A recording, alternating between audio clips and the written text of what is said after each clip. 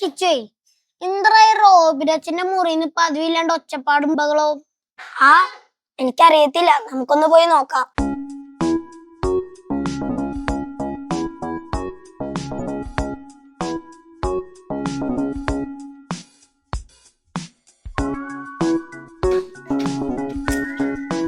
എന്താ റോബിനച്ചാ പതിവില്ലാണ്ട് ഇവിടെ സ്ത്രീകളുടെ ഒച്ചപ്പാട്? നമ്മുടെ സിസ്റ്റേഴ്സ് വന്നു പോയതാടാ.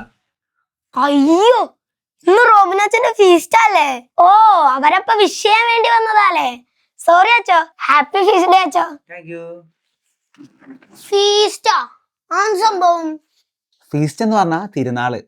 നമ്മുടെ സ്വർഗീയ മധ്യസ്ഥനല്ലേ, ആ മധ്യസ്ഥന്റെ തിരുനാൾ ആഘോഷിക്കുമ്പോഴാണ് ഫീസ്റ്റ് ആഘോഷിക്കുന്നത് പറയാ.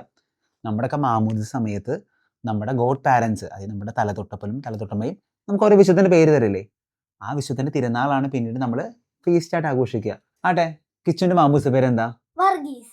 Okay, saint George Varghese.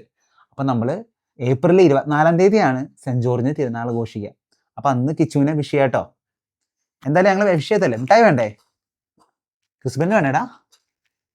അപ്പൊ കൂട്ടുകാരെ, ഇന്ന് നമ്മുടെ സ്വർഗീയ മധ്യസ്ഥനെ കുറിച്ച് പഠിക്കാല്ലേ? നാളെ കാണാം.